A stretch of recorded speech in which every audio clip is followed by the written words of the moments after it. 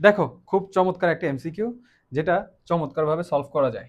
তো আমরা দেখতে পাচ্ছি যে এই যে তোমার এই যে এক হাইড্রোজেনের আগে সহগ দেওয়া আছে, অক্সিজেনের আগে সহগ দেওয়া আছে, আর পানির আগে সহগ দেওয়া আছে, মানে এগুলো কি?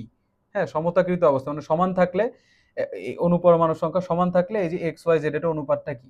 তাহলে আমরা এটা কেমনে করতে পারি? দেখো, প্রথমত আমরা চিন্তা করি যে এই যে পানির মধ্যে অক্সিজেন আছে আর এই যে এখানে অক্সিজেন আছে। তো অক্সিজেন দেখো তোমার উৎপাদে আছে কয়টা? দুইটা। আর এই যে এখানে আছে কয়টা বলো তো? এই যে দেখো, বিক্রিয়কে আছে দুইটা আর উৎপাদে আছে কয়টা? একটা। তাহলে তোমার কি করতে হবে বলো তো? জেড সমান সমান কি দিতে হবে বলো তো? জেড সমান সমান দিতে হবে হচ্ছে টু। তাহলে কি দুইটা অক্সিজেন হয়ে গেল। এবার দেখো এখানে জেড এর জায়গায় যদি টু দাও, তাহলে দুই দুগুণে চারটা হাইড্রোজেন হয়ে গেল। তাহলে চারটা হাইড্রোজেন করতে গেলে এখানে দিতে হবে টু। তার মানে কি বলতো? এক্স এর মান হচ্ছে টু।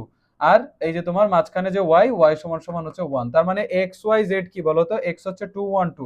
তার মানে এক্স এর মান টু, ওয়াই এর মান ওয়ান, জেড এর মান টু। তার মানে টু ওয়ান টু। তার মানে আমাদের অ্যান্সার হচ্ছে কোনটা বলতো? অ্যান্সার হচ্ছে এই যে আমাদের গ নাম্বারটা। বুঝতে পারছো?